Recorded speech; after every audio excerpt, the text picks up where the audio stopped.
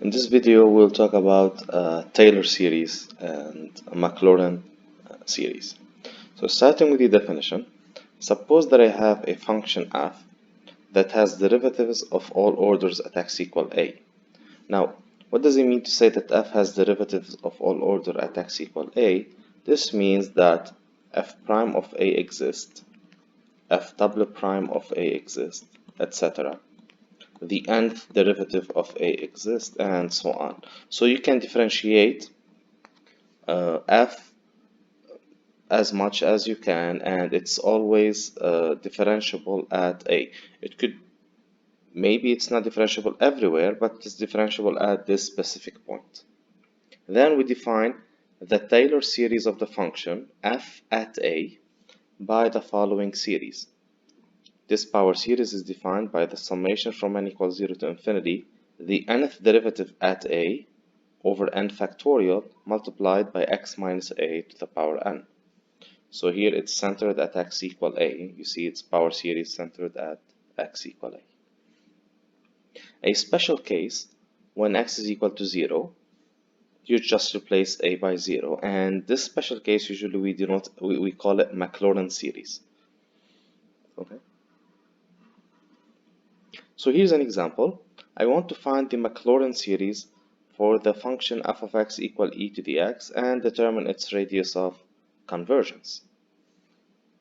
Well, let's remember that the formula here is this: f of x is equal the summation from n equals 0 to infinity, the nth derivative of 0 over n factorial, because when we say Maclaurin, that means a is equal to 0, so it's centered at 0, x to the power n. Now, we start with this function because this is the easiest function to find its nth derivative. You know, if f of x is equal to e to the power x, then f prime of x is the same. It's e to the power x. F double prime is the same. It's e to the power x.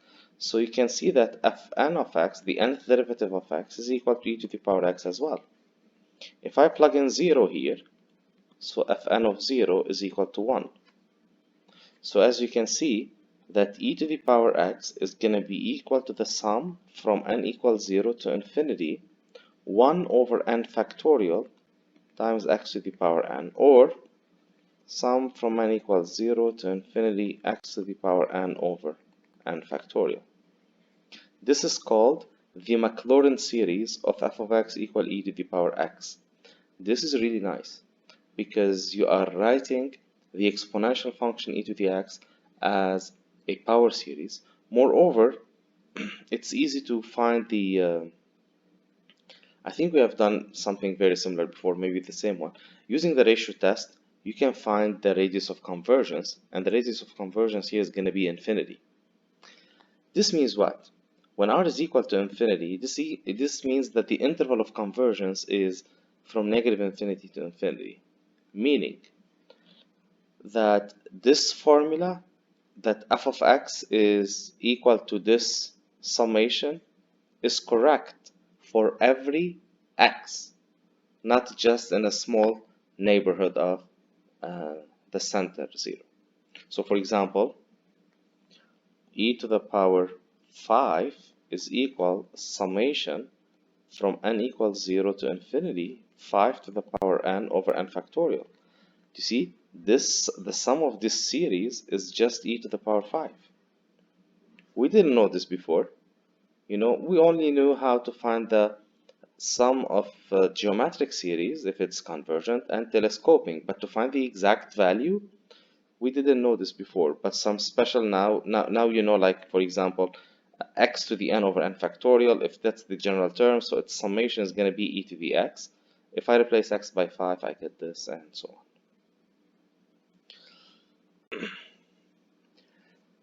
on. Now, the power series is unique. So the power series representation for any function is unique. So if you recall in the previous section, we were able to find the power series representation for some rational functions using the fact that 1 over 1 minus x is equal to the summation of x to the power n. It's going to be the same thing if you try to do it using the definition of Taylor series, because this theorem is saying that the series is unique. Okay. Now, the proof is pretty simple, because if you think about it, let's just let me show you, just the first case, and then you can find the other. If you look at this, you have f prime of x. It's the derivative of f of x. So it's the derivative of c0 plus c1 x minus a plus c2 x minus a squared plus etc. Okay. So then this is equal to c1 plus, so this means f prime of x is equal to c1 plus 2c2 times x minus a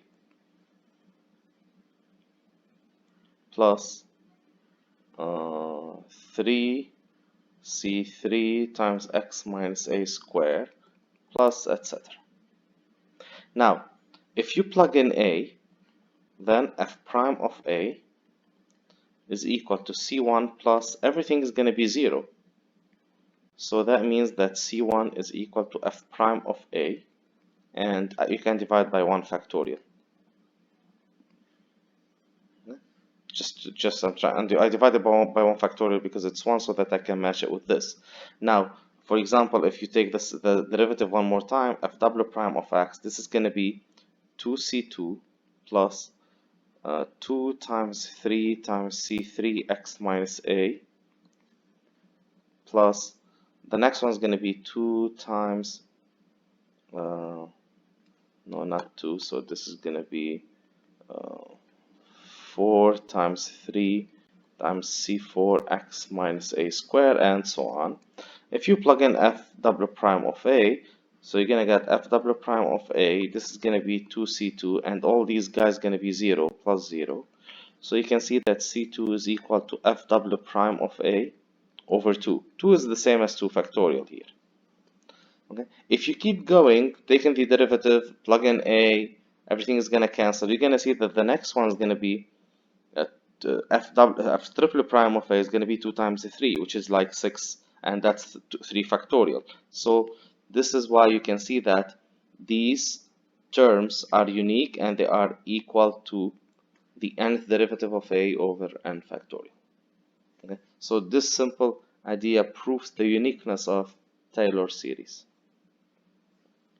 Now here's one of the nice applications about that.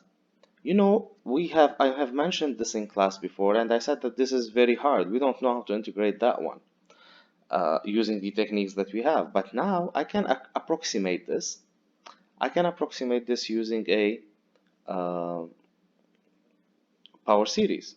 So the integral of e to the power negative x squared dx is equal to the integral of, well, let's recall that e to the power x is the summation from n equals 0 to infinity x to the power n over n factorial.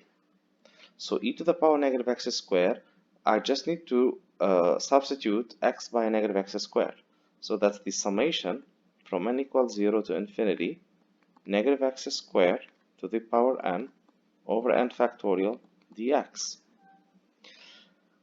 Now recall, we know that the radius of convergence here is infinity, and recall from the previous section we said that we can interchange now the integration and the summation, so that the summation from n equals 0 to infinity integral of negative x, well, we can write it in, we can just simplify this a little bit. This is like negative 1 to the power n times x to the power 2n over n factorial dx. Now let's integrate this. So this is the summation from n equals 0 to infinity. Negative 1 to the power n over n factorial stays the same. The integral of this is x to the power 2n plus 1 over 2n plus 1. And don't forget the constant of integration. So then the integral is equal to the constant plus the summation from n equals 0 to infinity negative 1 to the power n over n factorial times 2n plus 1 multiplied by x to the power 2n plus 1. Okay? So this is the answer of this integral, as you can see here. So this is the work that we just did. Now here we note that the series converges for all x because the original series converges for all x. Remember that we talked about the theorem when if the radius of convergence of f is r, then that's going to be the same for the derivative and the antiderivatives. And because we know that the original one, e to the power negative x squared, has a radius of convergence equal to infinity, then the antiderivative will have the same radius of convergence, which is infinity as well. So that means the interval of convergence will be everything. So this is going to converge for all x. Now we will take a look at an example where we find the Taylor series of f of x equal ln x centered at x equal 1. Now, you should notice that we cannot do this at x equals 0 because the logarithmic function is not defined at x equals 0, and not also its derivatives are not defined at x equals 0. Okay, if you recall one thing here, in the previous section I was able to find a series expansion for ln of 1 plus x. Okay, and I used this by integrating 1 over 1 plus x after representing 1 over 1 plus x as a power series. And at that one, if you take a look at it, the center was 0 because it was x to the n, but I was able to do it at x equals 0 because this is ln of 1 plus x. So when x is equal to 0, it's defined. And the derivatives all are going to be like of the form 1 over 1 plus x to some power. So when x is equal to 0 here, the derivative always exists. But it's not the case here. That's why I'm trying to find this only at ln of x when x is equal to 1. And remember here, the derivative of ln x is 1 over x. This is f prime. F w prime is negative 1 over x squared, and so on. It's going to always be like plus minus x to 1 over x to some power. And when x is equal to 1, all these functions exist. All these values exist. So f is differentiable indefinitely at this point, and that means I can find its power at Taylor series. So you can take a look here. I'm trying to come up with a nice formula as well. So first, f prime of x is equal to 1 over x, but I'm writing this as x to the power negative 1. Fw prime of x is equal negative 1 to the times x to the power negative 2. I'm doing this. Now here, I want to come up with a formula. Let's take a look at that one. If I want to guess fn of x, this is always like f prime x to the negative 1, fw prime x to the negative 2, f triple prime x to the negative 3, the fourth derivative x to the negative 4. So the nth derivative must contain x to the power negative n. Now, what I'm missing is the coefficient. Let's see the pattern that we have here. There's some sort of a pattern, like for f prime, it's just 1, it's not clear. Okay, for fw prime it's negative 1, f triple prime negative 1 times negative 2, then negative 1, negative 2, negative 3. So you can see that for fn,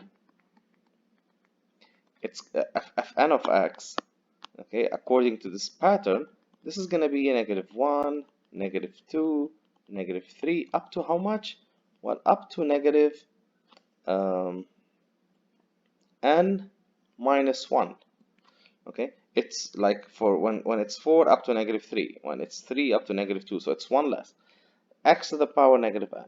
Now, if you factor all these negatives, so you're going to get negative 1 to the power n minus 1, because there are n minus 1 of them.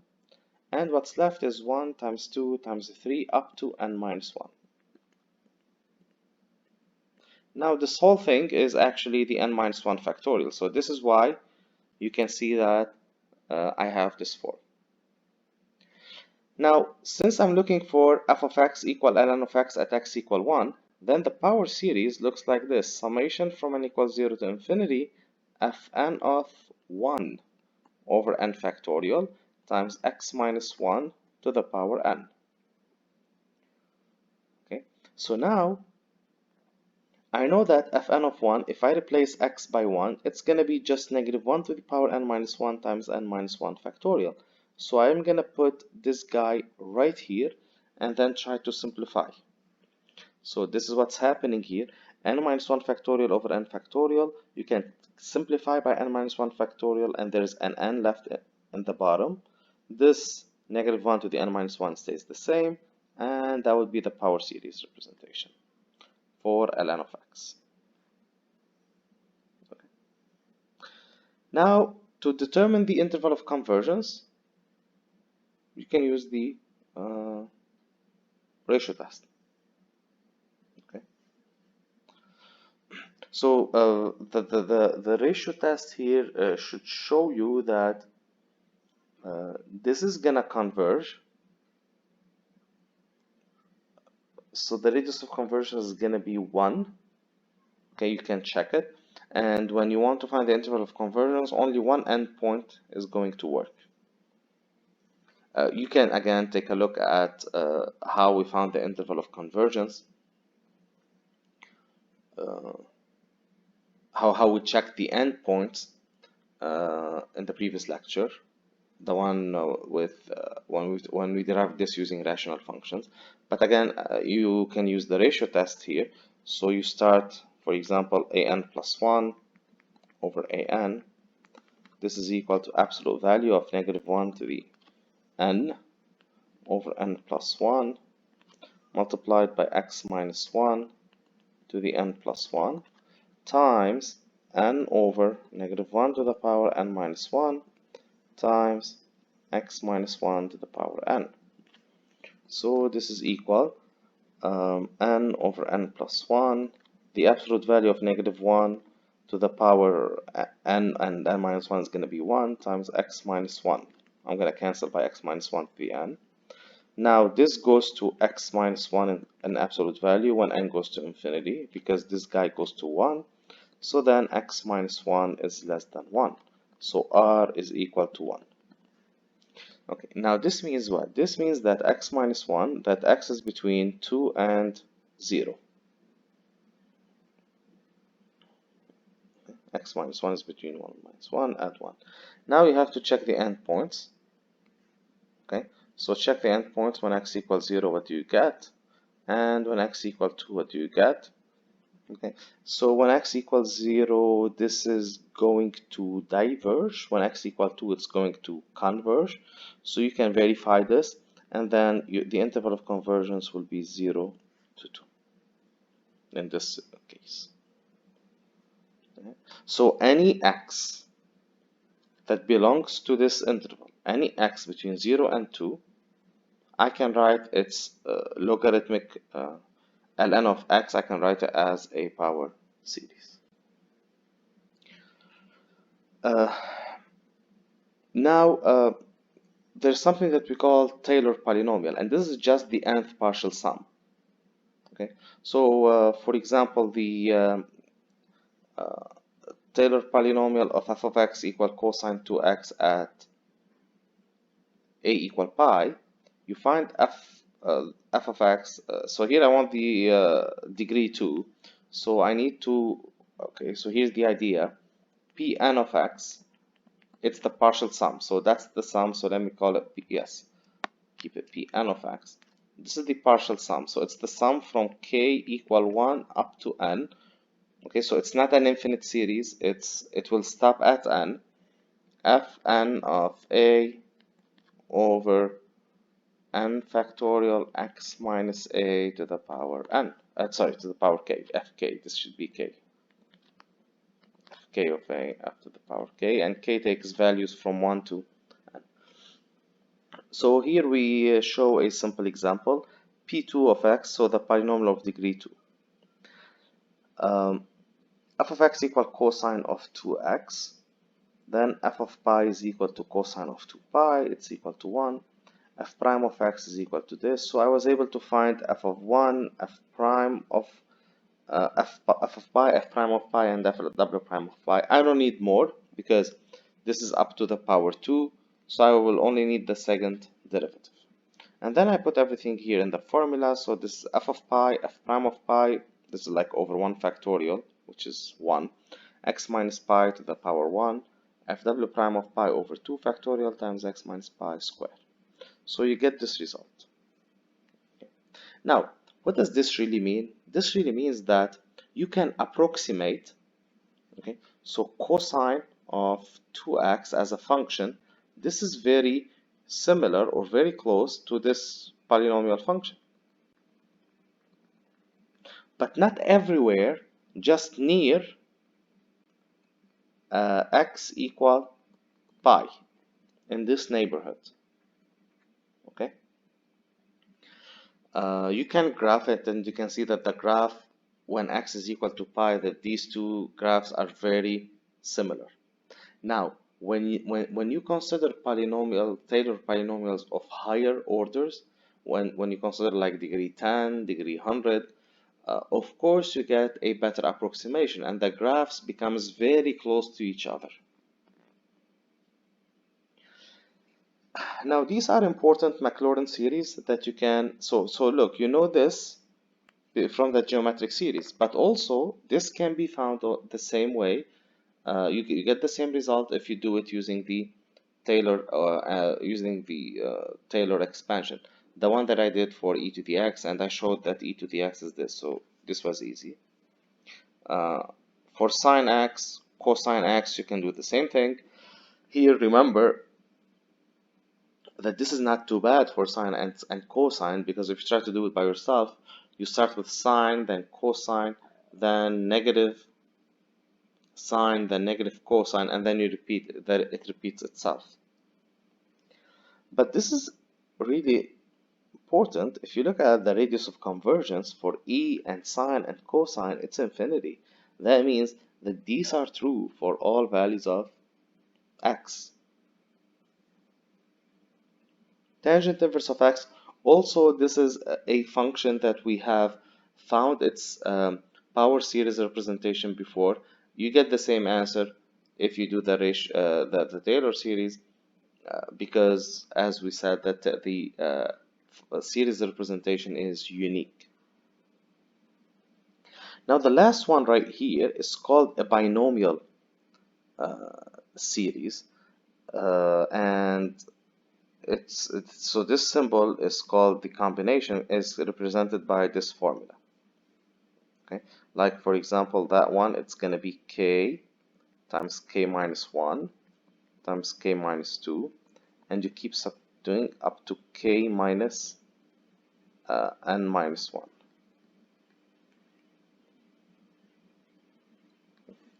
over n factorial. That's what this means. Now here also k can be positive, k can be negative, k can be fraction.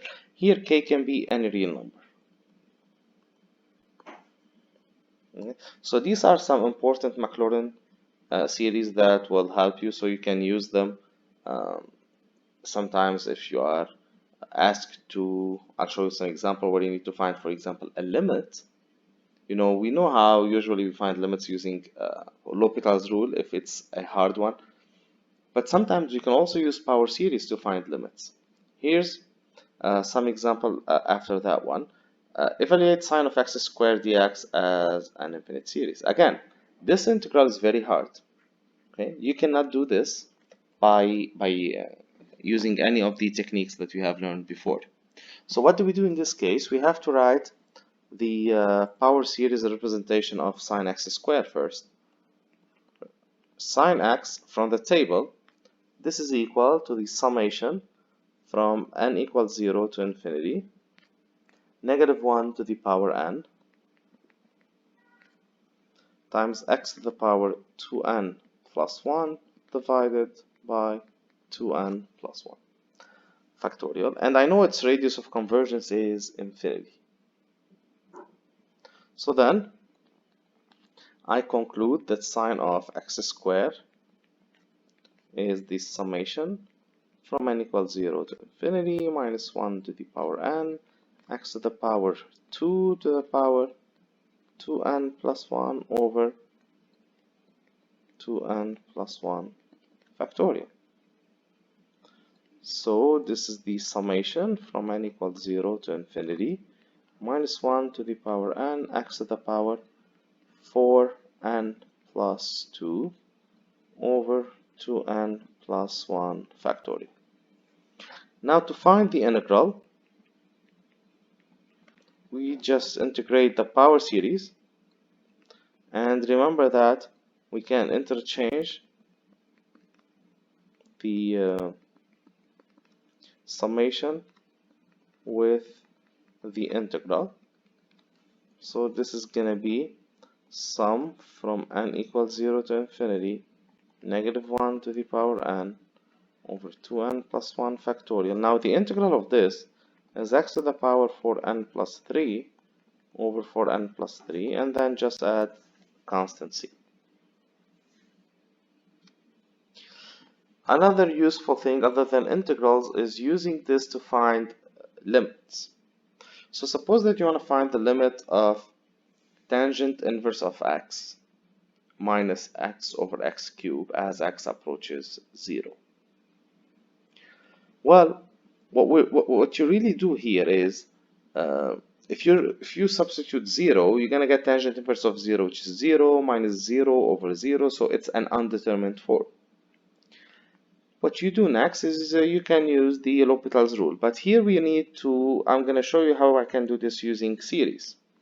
So this is the limit when x approaches 0 of here x cubed, here I put the summation from n equals 0 to infinity, negative 1 to the power n, x to the power 2n plus 1 over 2n plus 1 minus x.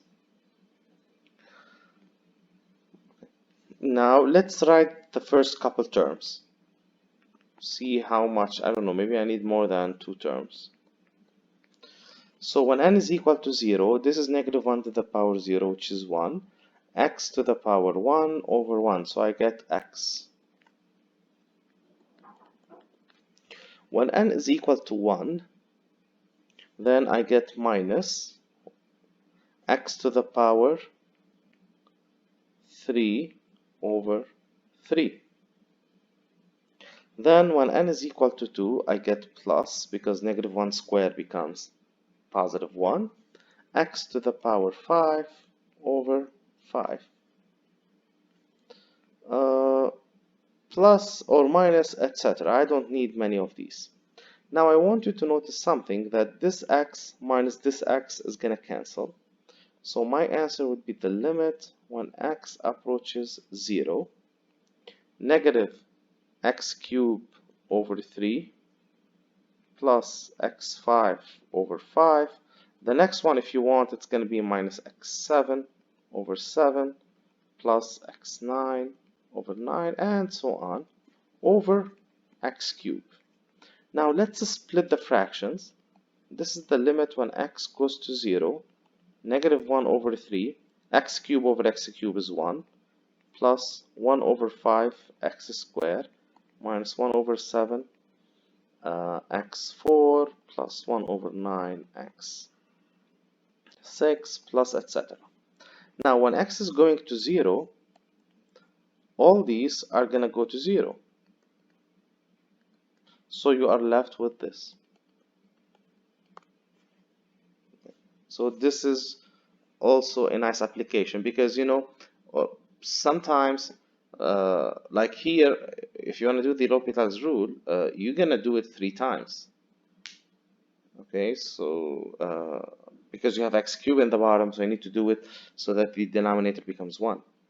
And there are some limits that are really hard. Sometimes the derivative is really hard. So if you know the series expansion, then you can use it like I did here. And you can note why I stopped at x5, because the denominator was x cubed. So I one degree more than this would be enough because all the other degrees are bigger, and I have x's approaching 0, so it's gonna make it easier.